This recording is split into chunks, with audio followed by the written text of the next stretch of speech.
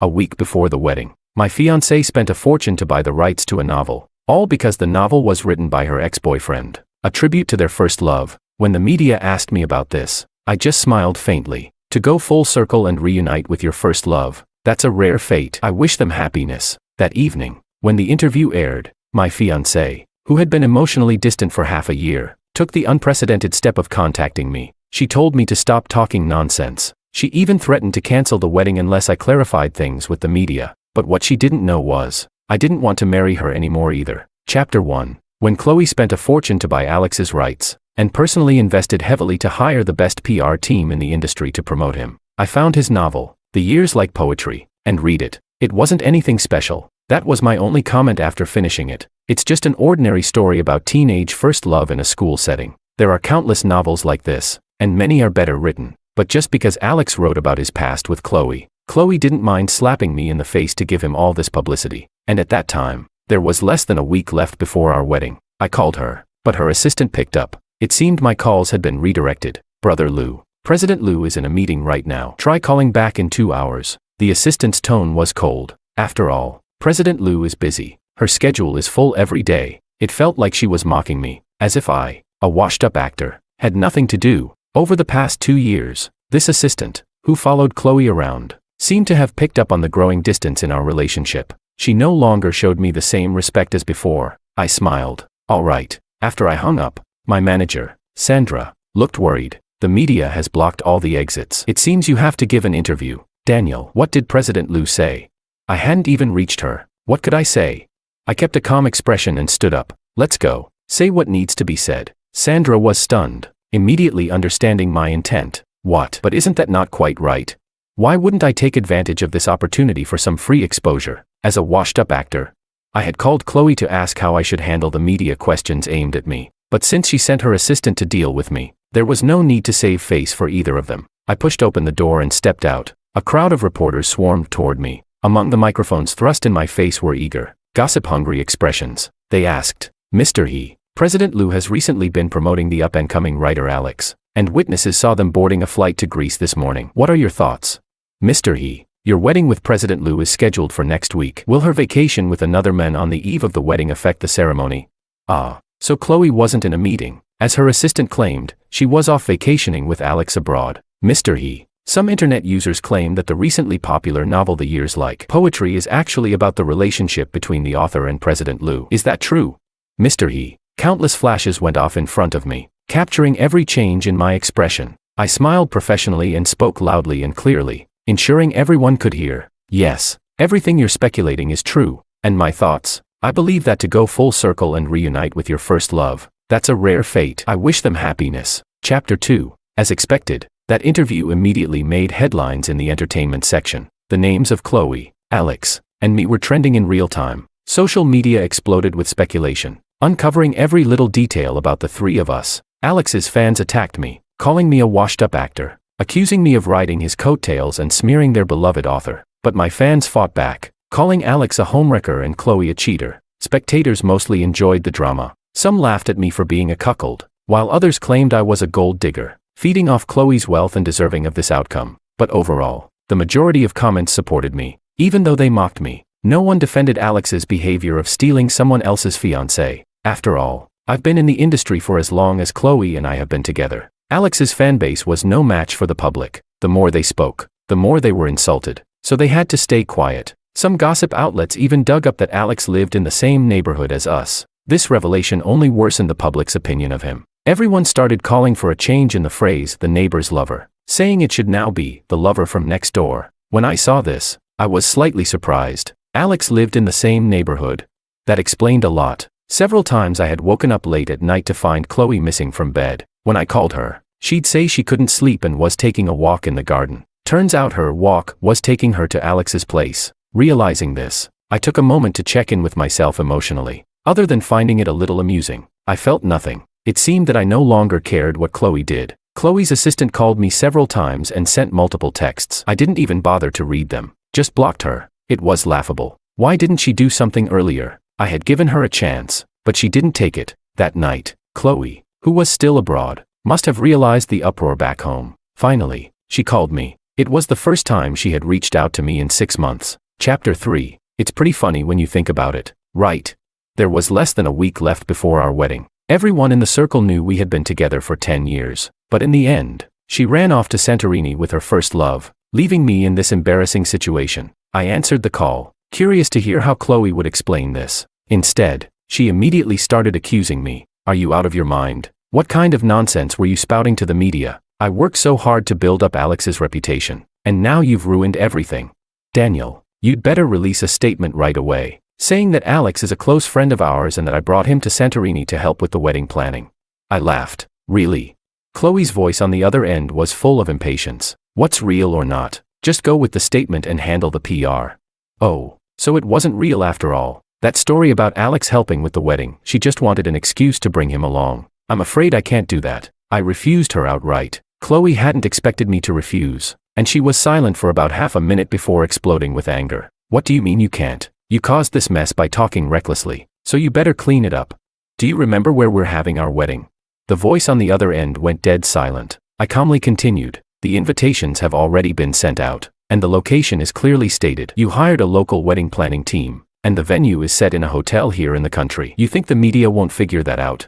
Santorini. Huh. I remembered when we were still in love. She told me that we had to have our wedding in Santorini. She wanted everyone to witness our love in front of the romantic Aegean Sea. But when we finally got around to planning the wedding, she was distant. She kept saying she was busy, that the company had signed a high-stakes deal, and she didn't have time for a wedding abroad. A fancy hotel in the country would do, just something to get it over with. After all, we had been together for so many years, so there was no need to make a big fuss. Yet here she was, taking another man to the very place we had once dreamed of for our wedding. Chloe, furious and embarrassed, snapped, I don't care about any of that. Just clean up this mess. I don't want any negative press about Alex when we get back. Otherwise, there's no need for us to get married.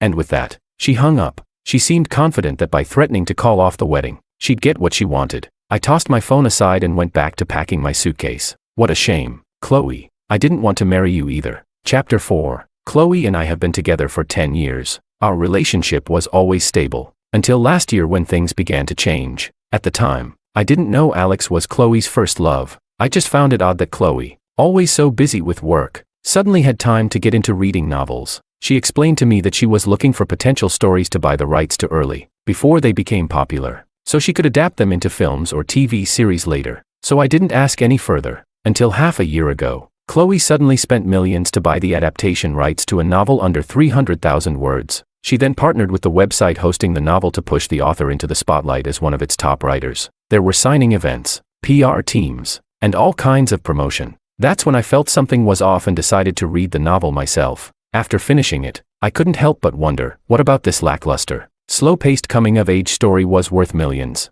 So I had someone privately investigate the author. That's when I learned that, before accepting my confession, Chloe had just broken up with her first love, and that first love was none other than Alex, the author of the novel. I even found out that it was Chloe who encouraged Alex to start writing novels. She promised him that no matter what he wrote, she would promote him and make him famous. So, no matter how bad the novel was, as long as Alex wrote it, as long as it was about their teenage love, Chloe would buy it all up. But why? I'm the one who's Chloe's fiancé, her partner for 10 years. Yet for a relationship that lasted less than 2 years, she spent money on the rights and heavily promoted her first love. So what does that make me? What were the past 10 years of my life worth? I've been in the entertainment industry for so many years. I've experienced fame and failure, but I never once asked Chloe to help me.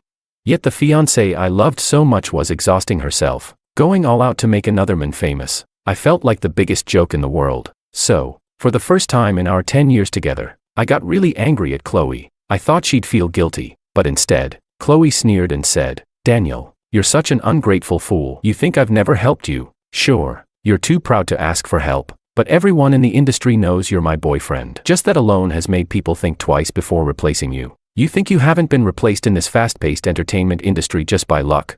It's me, Chloe. My company, United Culture, controls half the resources in this industry. You should be thankful that I'm your fiancé, keeping you somewhat relevant in this circle. Otherwise, if I didn't want you to benefit, you'd be a washed-up actor, stomped on by everyone.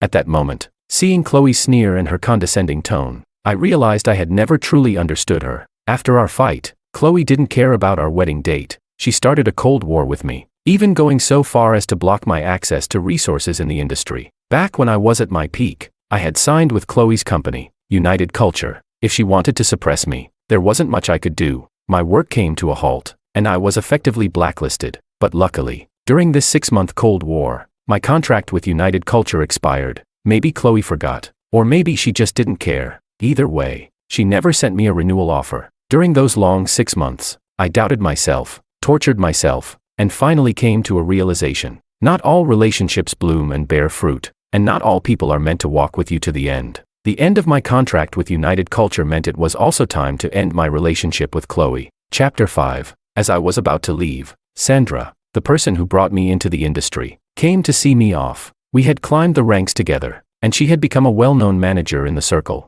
She could have easily started her own company, but out of loyalty to me, she signed with the same company and, after Chloe divided up her resources, suffered the same suppression as me. In a way, she had ruined her career because of me. If there was one person I owed the most, it was Sandra. I transferred all the savings I had to Sandra, hoping to compensate her in some way, but Sandra just patted my shoulder. The path I chose, I'll own up to. The company offered me 2 contract renewals, and I turned them both down. She smiled. Maybe this is the universe testing me. Daniel, I've decided to start my own agency. The money you gave me, consider it an investment. I hope when you come back, you'll be the pillar of my company. I smiled and agreed. As I was about to pass through security, Sandra suddenly called out to me. Among the things you asked me to handle, there's also your wedding ring. I understood. Throw it away. It's not important. The wedding ring had been chosen by Chloe's wedding planning team. It had no sentimental value. I had let go of this 10-year relationship, so anything symbolic of it no longer mattered to me. Sandra nodded. Safe travels. I'll be waiting for you to come back.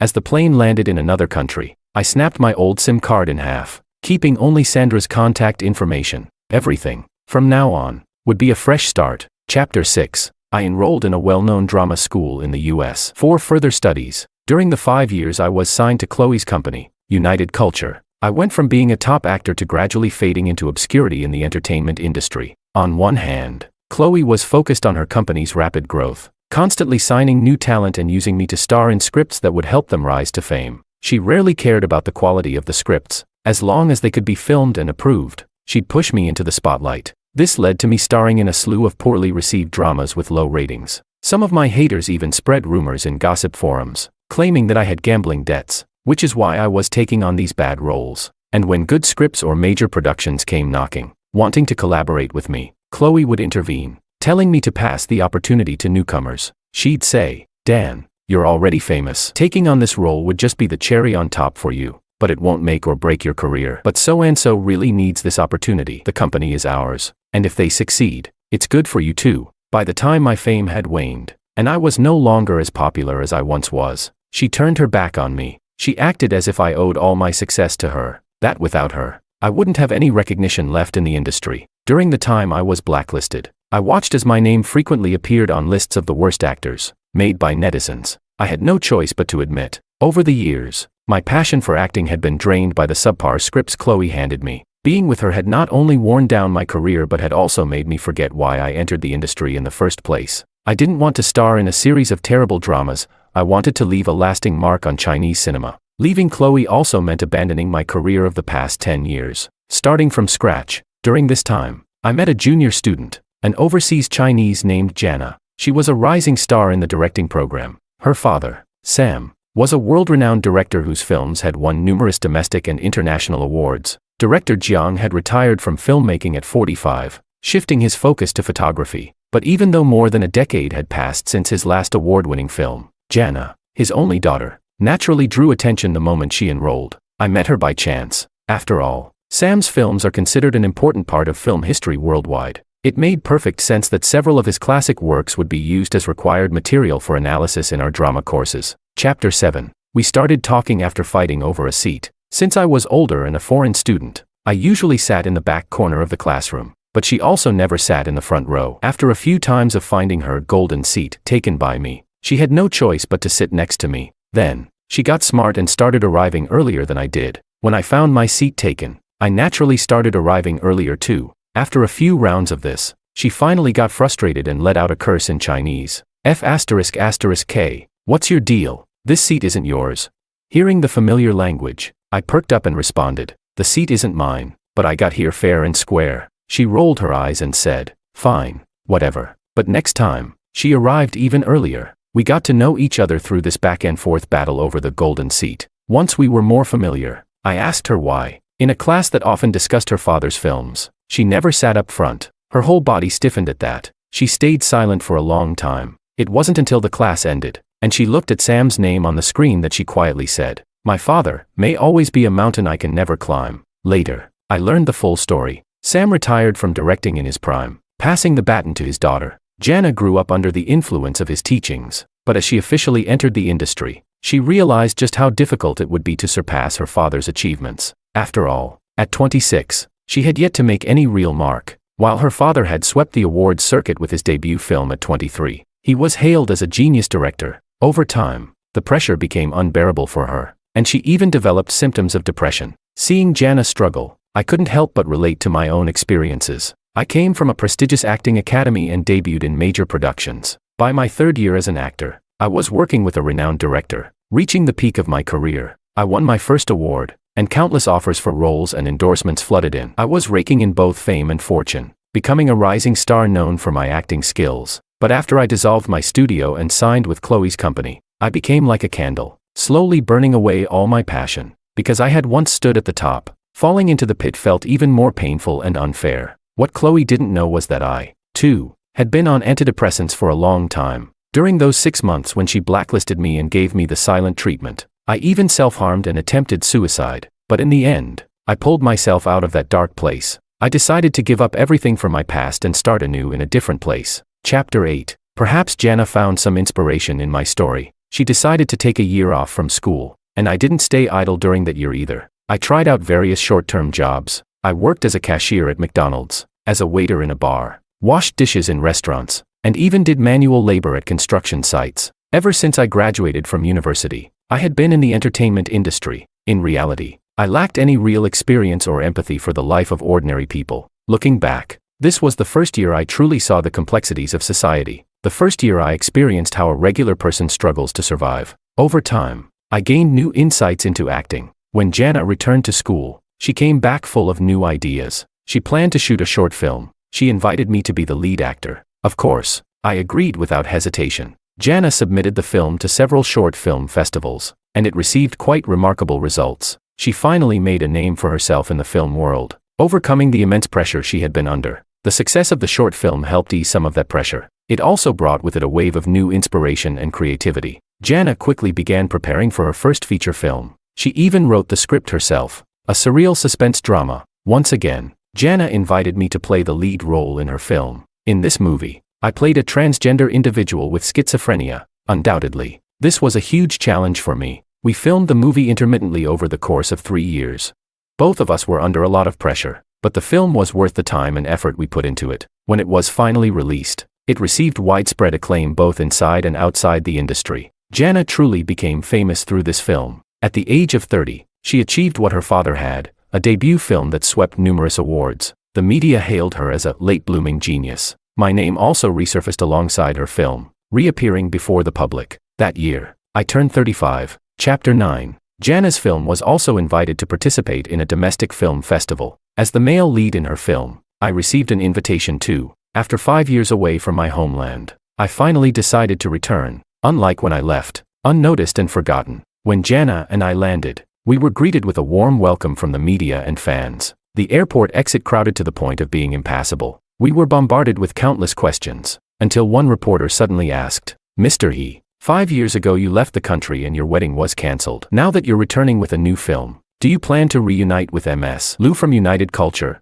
Hearing Chloe's name, I was momentarily taken aback. After all, 5 years had passed. Aside from Sandra, I had completely cut ties with everyone from my past. Sandra had briefly mentioned to me when I first arrived in the US that Chloe was looking for me, but I told her that after that, I didn't want to hear anything about Chloe anymore, so I had no idea how Chloe was doing now. Instinctively, I blurted out, "What? She hasn't married Alex yet?" I thought, given how much she had publicly promoted her first love, she must have been deeply attached to him, but judging by the reporter's tone, she still wasn't married. Perhaps my genuine confusion sparked the reporter's interest, and suddenly all the questions were directed at me. "Mr. He, are you saying you haven't been in contact with Ms. Lou at all?"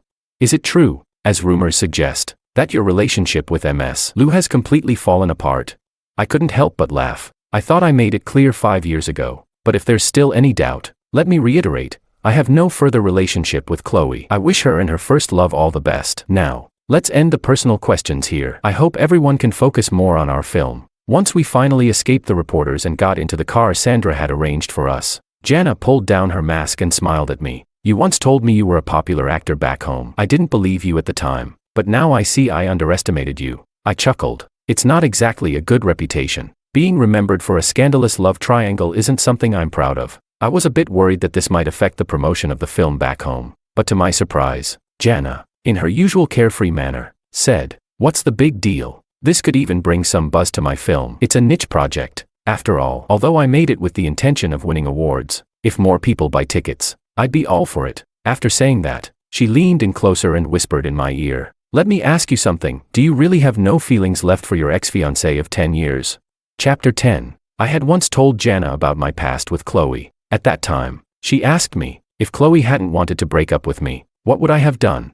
Looking back now, her question feels almost prophetic. It turns out, Chloe didn't end up with Alex after all. I understood what Jana was really asking. She wanted to know if there was any chance that Chloe and I could get back together. I thought about it and told her, I just find it all very annoying. I had assumed that after I left, Chloe and Alex would live happily ever after, but surprisingly, she remained single all these years. I had a feeling that during my time back in the country, Chloe might cause trouble for me. Sure enough, my instincts were right, since I had signed with Sandra's new agency. The next day, when I went to the company to see Sandra, I ran into Chloe. 5 years had passed. Chloe had gained quite a bit of weight. She wasn't young anymore. As soon as she put on weight, all traces of her youthful charm were gone, and her age seemed to catch up with her all at once. She looked like she could be 40, and I would have believed it. When we saw each other, we were both stunned. Chloe was the first to react, excitedly calling my name, but very quickly, for some reason, her face changed, and she hurried away.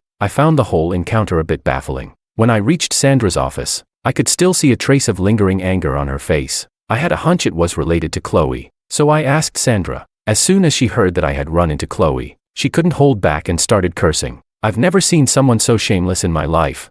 From her words, I was able to piece together Chloe's life over the past 5 years. Chapter 11. After I left, Chloe searched for me for 2 days, but when she heard from Sandra that I had gone abroad, she suddenly became furious and told Sandra to pass on a message. If I kept up this act, she would replace me with Alex at the wedding in 2 days. She said I would regret it. By that time, I had already told Sandra not to tell me anything about Chloe anymore. Sandra knew how determined I was, so she didn't pass on Chloe's message. Did she go through with it? Did she really replace me at the wedding? I asked. Sandra let out a mocking laugh. Replace you? Could she even pull that off? In the end, the wedding didn't happen. When reporters asked her about it, she said you two had planned to hold the wedding in Santorini, and that the trip she took with Alex was to scout the location. She barely managed to cover it up, but who believed that crap?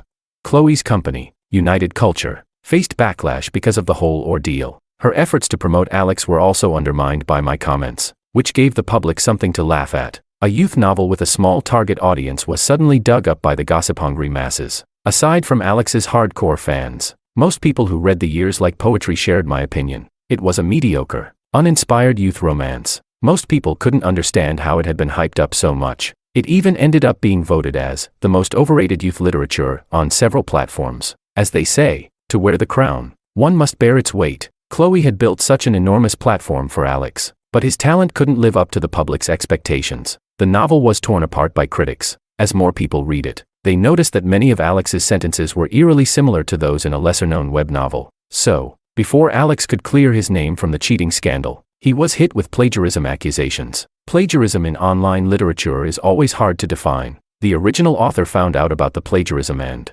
armed with evidence, filed a lawsuit against Alex. The case dragged on for years without resolution. The main reason being that The Years Like Poetry had no real literary value to begin with. The fame and accolades Alex had received were largely manufactured. The original author demanded compensation, but Alex refused. He believed that the work he plagiarized wasn't worth much and that if it weren't for Chloe, even if he had plagiarized, the novel wouldn't have gained so much attention. This twisted logic led to years of entanglement between him and the original author. With the case frequently trending on social media, netizens demanded that Chloe and Alex apologize to the original author for the plagiarism scandal. Yet, In a move no one could understand, Chloe chose to ignore the backlash and instead assembled a high-profile team, boldly announcing plans to adapt the years like poetry into a film. This move caused an even bigger uproar online. The internet erupted in fury and condemnation. Chapter 12. Chloe probably wanted to take the infamous route. She stubbornly pushed through the criticism and finished filming within 6 months,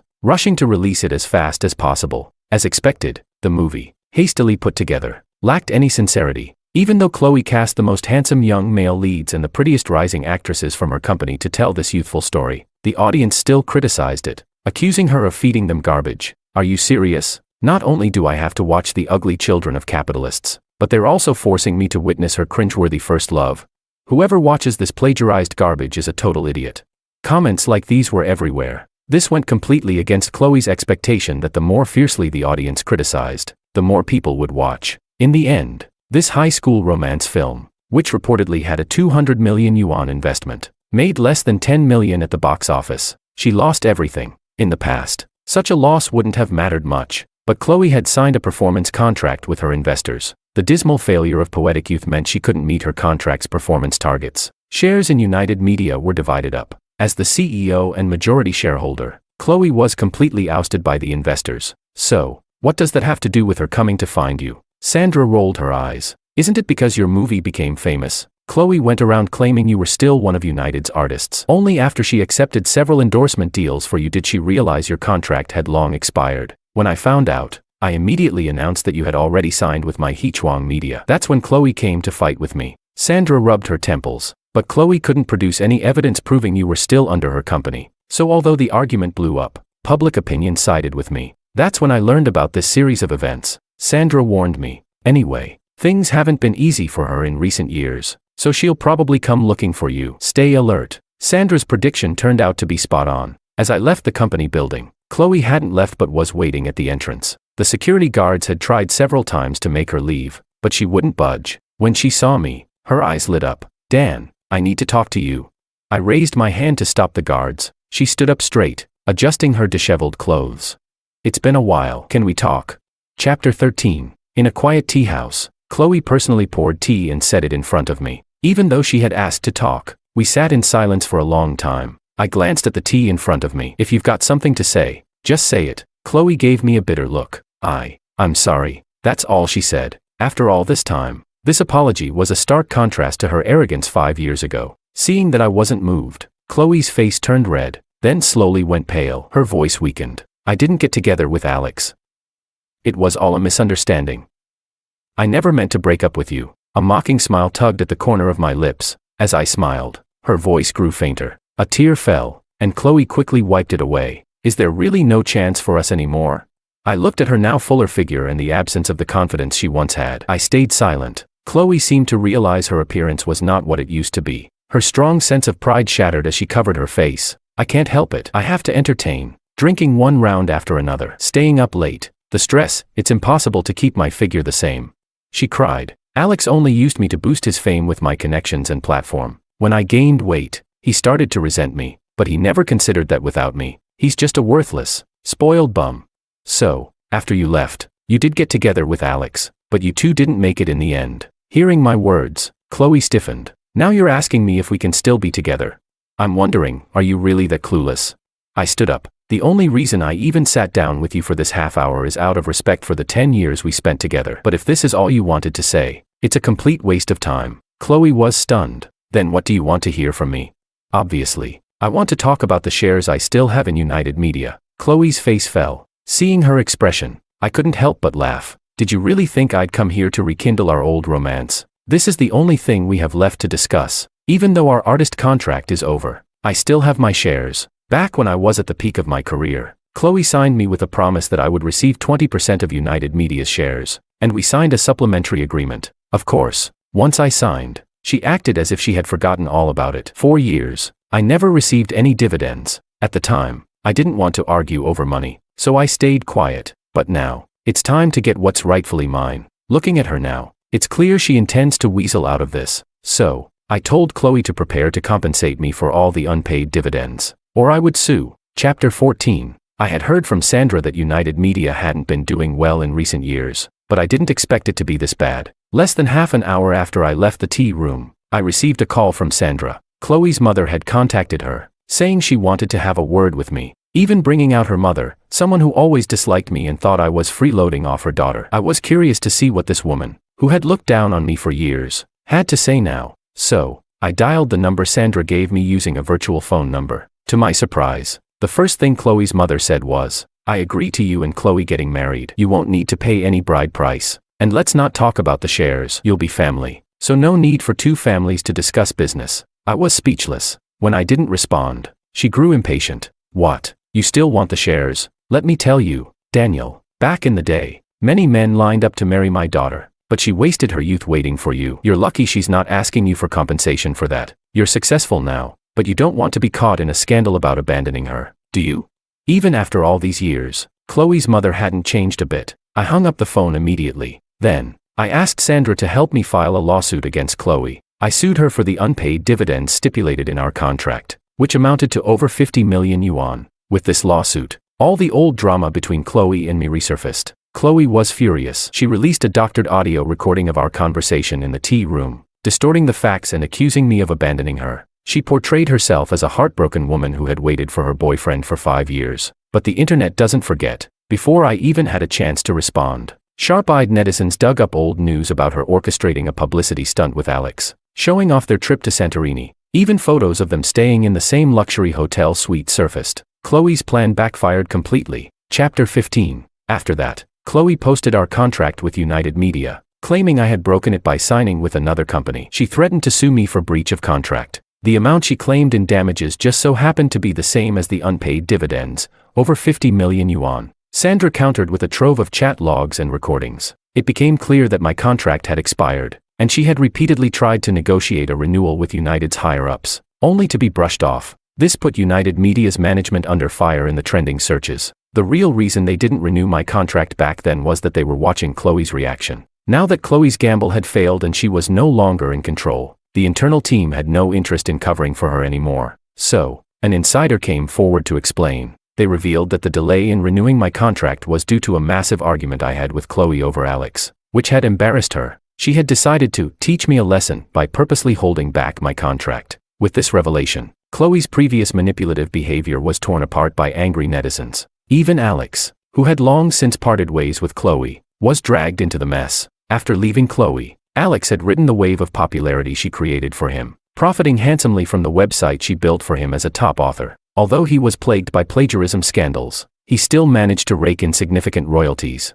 but his writing skills were mediocre at best. After splitting from Chloe, his subsequent books barely made any impact. So, once again, Alex couldn't resist plagiarizing someone else's work. This time, though, he messed with the wrong person. He copied an early work by a well-known author. That author collected the evidence and sued Alex, winning the case. Alex's reputation was utterly destroyed. The website canceled his contract and demanded he return his royalties. Now, Alex was drowning in debt, completely overwhelmed. Dragged down by Chloe, he snapped and went on a rant on social media. Not only did he admit to the rumors about him and Chloe's pre-wedding fling in Santorini, but he also cursed Chloe. Daniel gave up everything for her, but she's just a shameless woman. The moment she saw me, her first love, she threw herself at me. I didn't even want to deal with her, but she insisted that she'd made it and could take me to the top. Come on, we're all men here, you tell me. Who would refuse when something like that is handed to you on a silver platter? I just made the same mistake any man would. Chloe is the real villain. Alex's meltdown only made the situation messier. Meanwhile, I hadn't said a word publicly, but my legal team had been working behind the scenes. Soon, the court ruled that Chloe had to pay me over 50 million yuan in dividends and interest. Chapter 16. After the court ruled against Chloe, she tried to contact me several times. She wanted to reminisce and use old feelings to smooth things over, but I refused to see her. Who would believe that a former girlfriend who hadn't tried to contact me in 5 years still had any genuine feelings?